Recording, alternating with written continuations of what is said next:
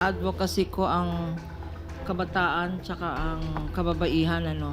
Sa kwento nyo, sa pagkaalam ko, 6 na batas ang binayolate ninyo. 6 na batas.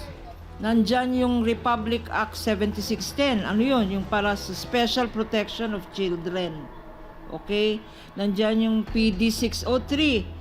Para yung mga bata, inaalagaan, maging well-rounded ang personality nila. Nandyan ang Republic Act ito. Nandyan ang Republic Act 7658. Ano yun? Bawal na bawal ang pagtrabahuin, employment, ang mga batang below 15 years of age. Below. Napakahalaga ang karapatan ng mga bata na meron na tayong tinatawag na juvenile justice system. Para sa mga bata lang yun. Napakadaming provisions yan. At nag-create pa ng Juvenile Justice and Welfare Council sa DSW.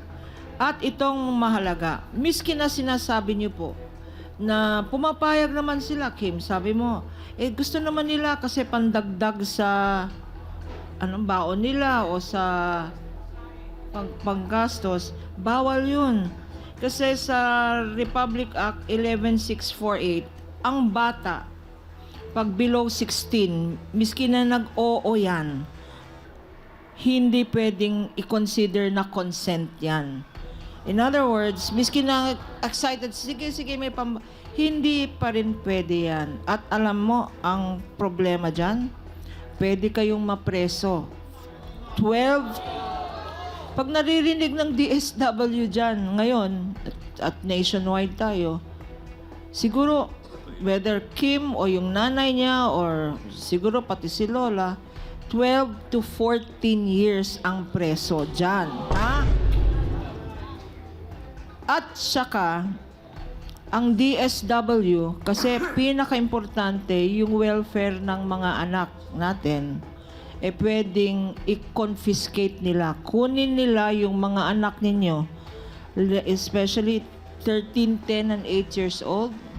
Pwede nilang kunin ang anak ninyo, itigil yung tinatawag na parental authority, sila na ang magpapa-adapt sa mga anak na yan. Ha? So, yun ang mga batas. Mamaya, pag-uusapan rin natin, ano naman ang mga karapatan ng mga minors. Ha? Mamaya na lang kasi medyo mahaba na. Maraming salamat, Attorney Lorna Kapunan.